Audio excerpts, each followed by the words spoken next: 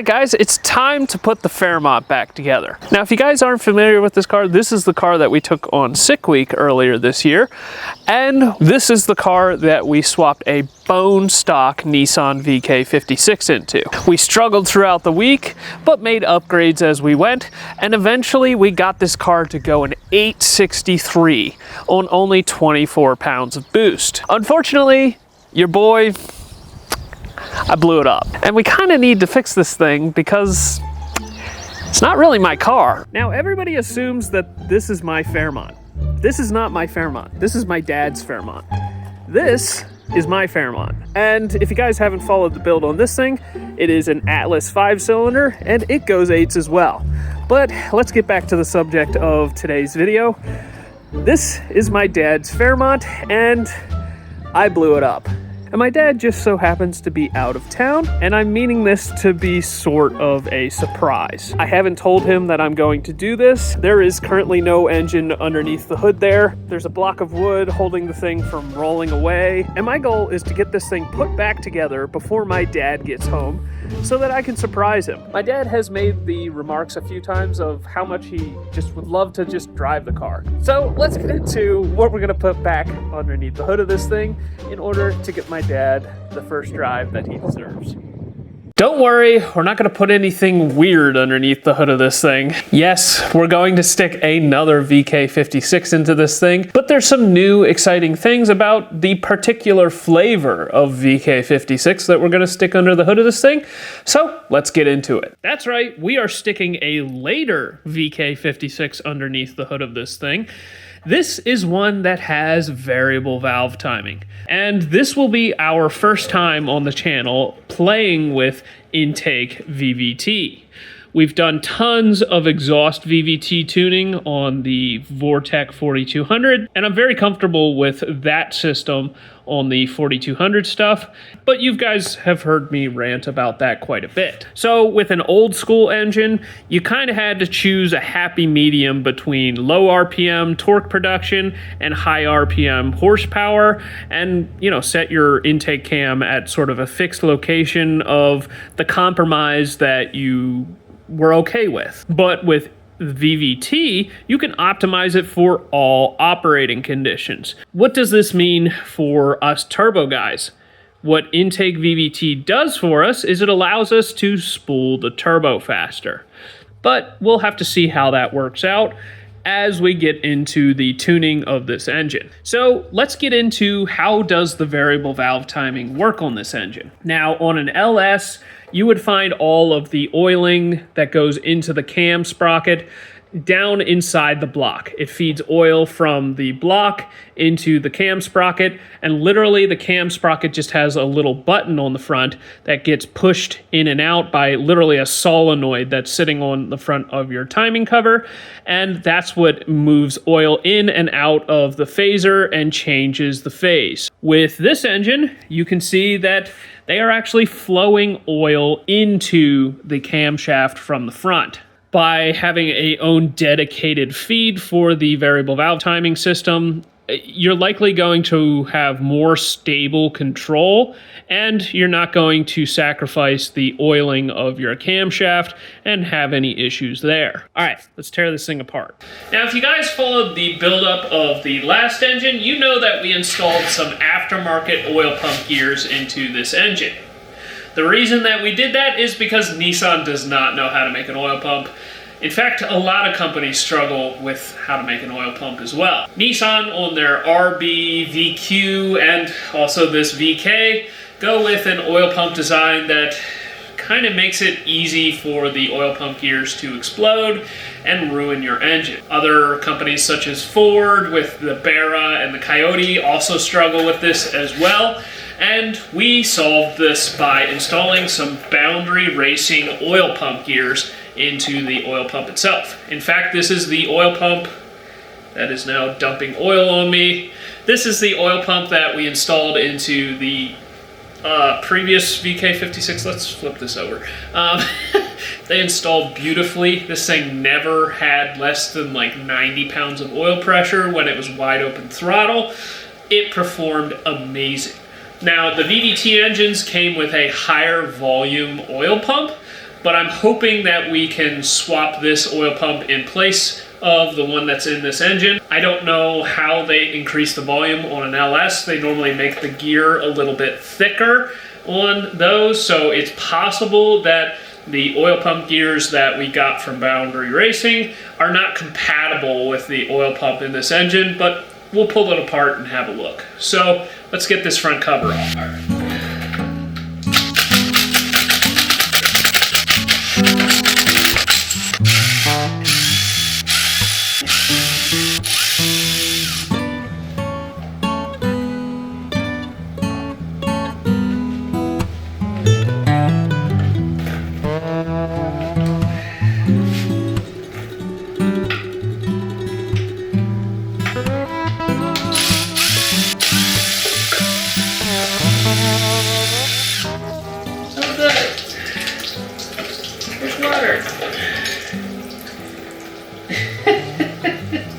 Yay, there's water. So, you know, while I'm trying to surprise my dad with replacing the engine in his car, I'm gonna make a complete wreck of the shop while I'm at it. Yup.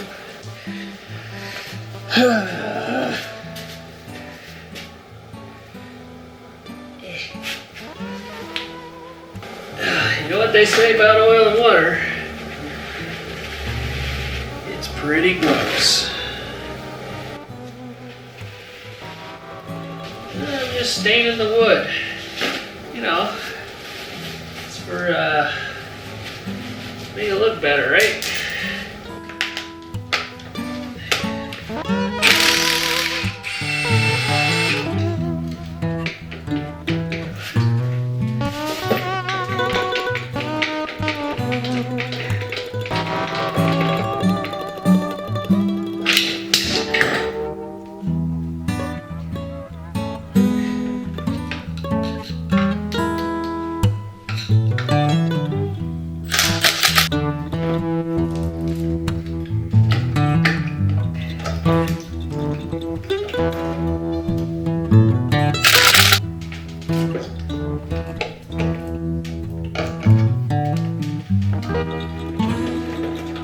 I was trying to pry the cover off and it didn't really seem to want to separate from the engine, so I decided to pull these covers off.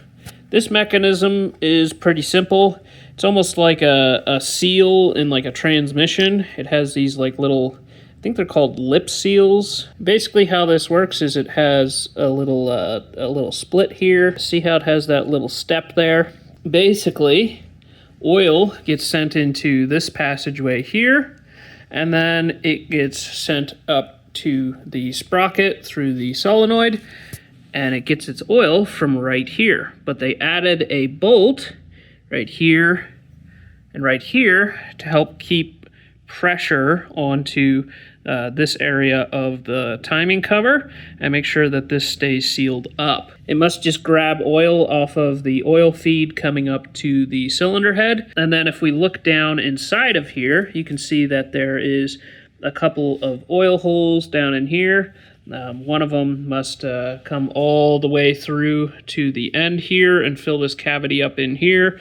And then the other one must be here, so there must be like a fill and a vent of some sort there. But it's a surprisingly simple piece of equipment. Obviously, these covers have to be doweled to front cover here, just because you have to have this in alignment with the camshaft. I'm sure it can be off just a tiny bit. Definitely increases the level of precision that's required here. Now I can get these two bolts out here and then pull the front cover off.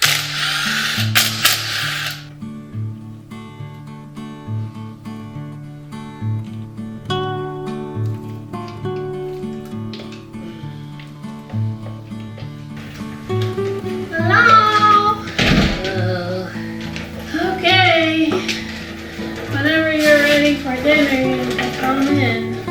Is there another screw you gotta get loose? I don't think so. Are you sure? No, because it's kind of like, what's this one here? It's loose. This? Here? Get it off the dowel vent. Okay. Just gotta be gentle. You're making a mess. You have paper towels. Here it goes. There we go.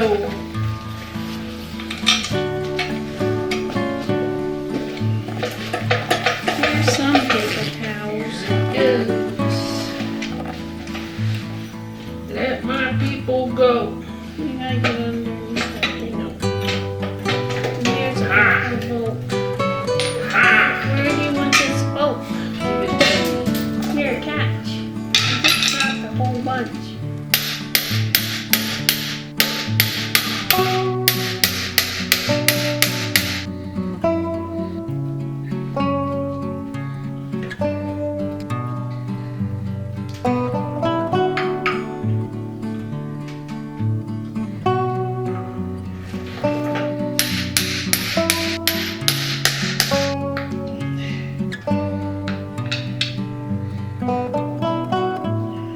I just pulled the gears apart. I was going to swap the entire housing from the previous engine in, but it turns out you got to drop the oil pan to do that, and I'm trying to avoid separating that and having to reseal it. But it does appear that the VVT engines and the non-VVT engines have the same style of gear. I did read somewhere that the VVT engines received a higher flow oil pump, but it appears that they got that flow in some other way. So let's get these gears slotted into here. Ready to go. Perfect. Let's get this cover back on.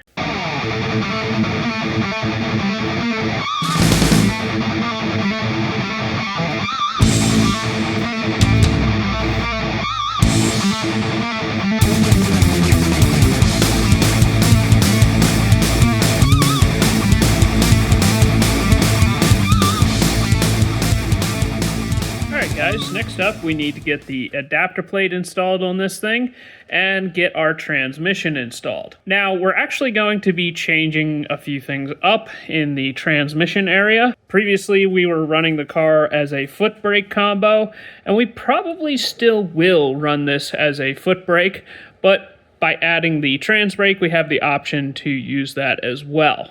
The reason that we are doing this is because, well, this is the only transmission we have that has the bolt-on bell housing, and we don't really feel like cutting the bell housing off any of our other transmissions.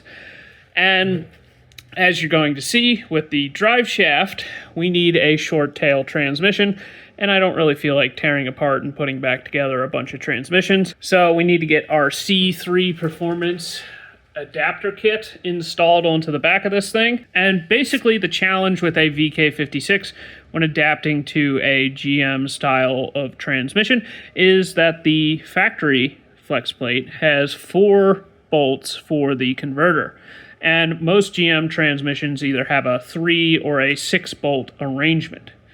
Luckily, the guys over at C3 Performance have this all figured out, and basically this piece bolts onto the back of the flex plate and reinforces it, and then there is a little plate that bolts to the bottom of your torque converter and makes it so that it goes from that 3 bolt or 6 bolt arrangement and makes it bolt up to the 4 bolt arrangement. We showed lots of details on this in some previous videos, so go check them out if you want more on that. But let's get this bolted up.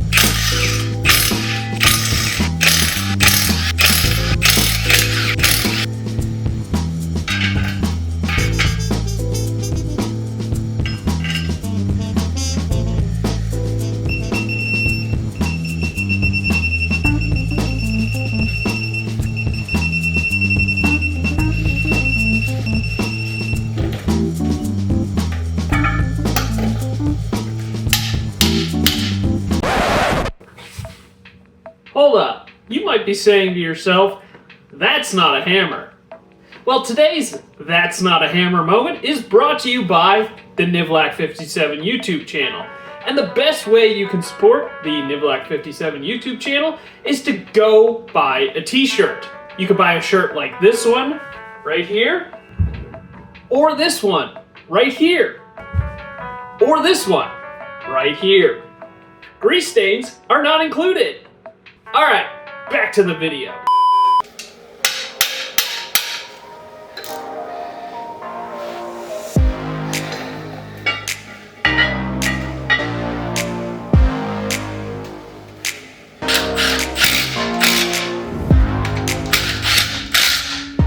And it just wouldn't be a junkyard engine unless I had to weld a couple nuts onto some broken off bolts and get them out of the cylinder head and the engine block.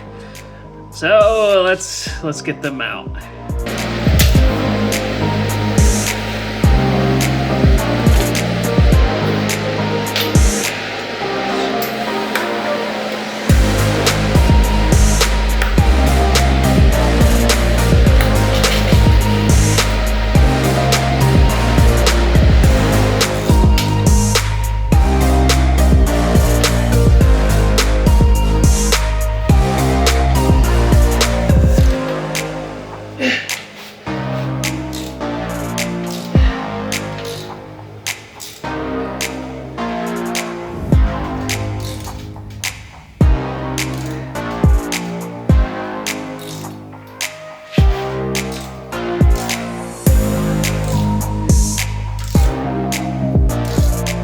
It took a few tries, but we got them out.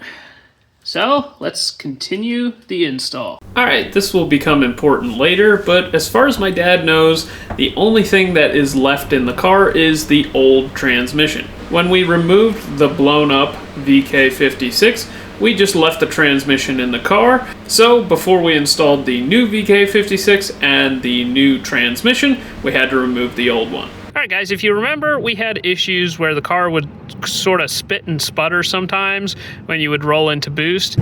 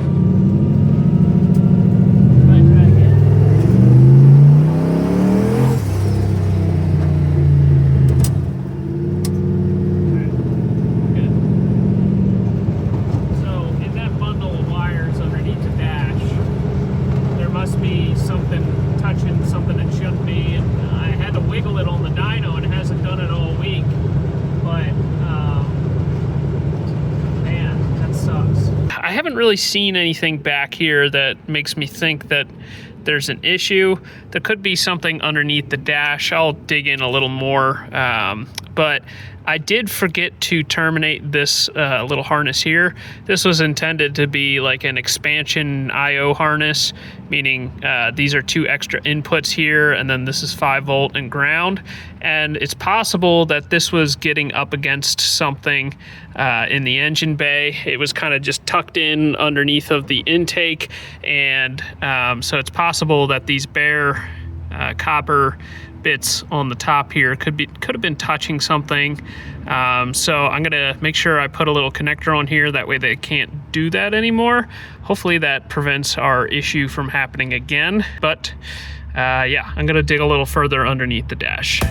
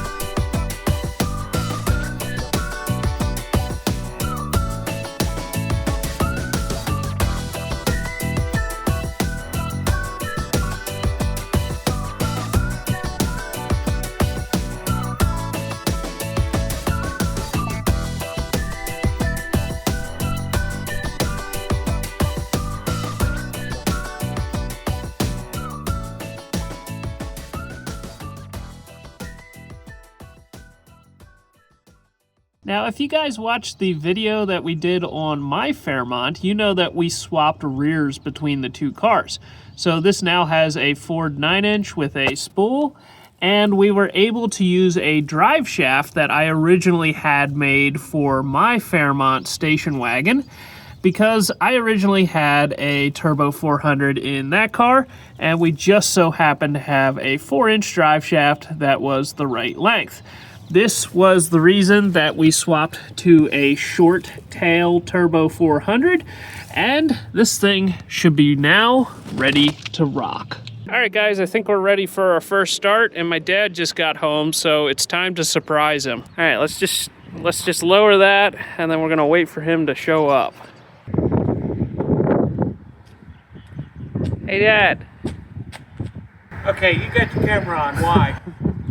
You think we should use this transmission in one of our other cars? Well, I was thinking we'd put it in the 57. Just, Yeah? I think it would be better. Yeah, I can't remember if it had an 8-bolt pump or a 6-bolt pump.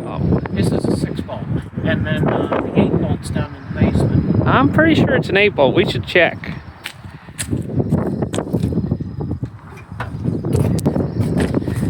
You turd. When did you do this? I don't know. You did this while I was in Ohio. Yep. That's a lot of work, dude. Yep. Oh, it's ready to start Is it up. running? It's start? Yeah, we can start it right now.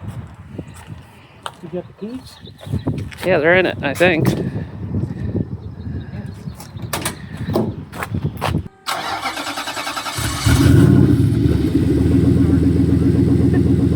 Maybe. No.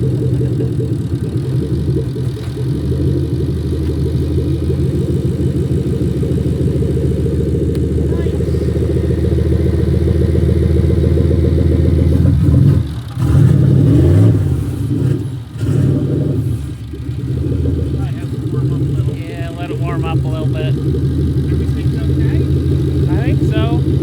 I mean, Mr. Turbo's not spinning, but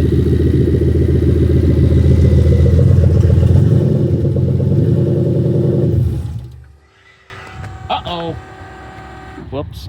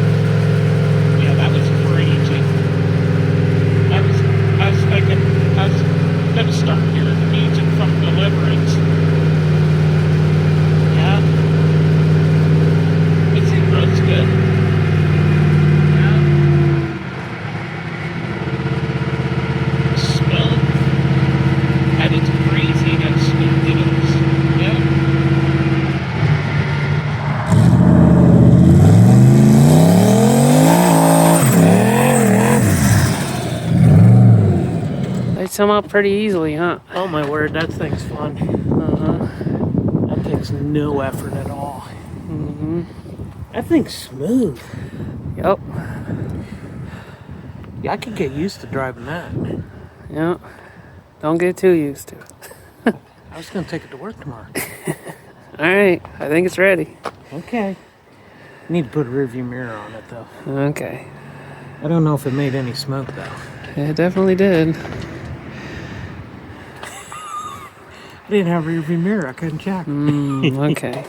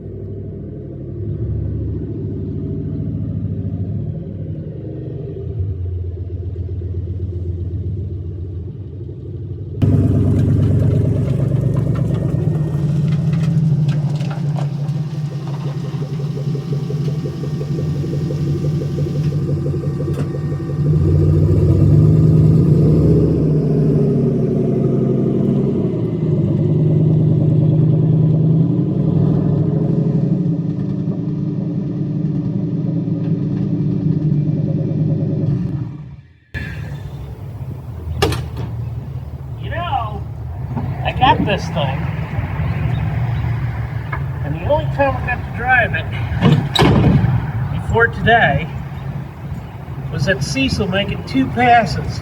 And you make 150 passes, blow the thing up, drive it 1,000 miles. At least I got to drive it today. This thing's fun. Can we get another one? Okay. We gotta put another VK in something else. 'Cause that thing is fun. Got any ideas? Dun dun dun! Oh, that's a good idea. No. Mom would not approve. We gotta find something to put another VK in. Yep.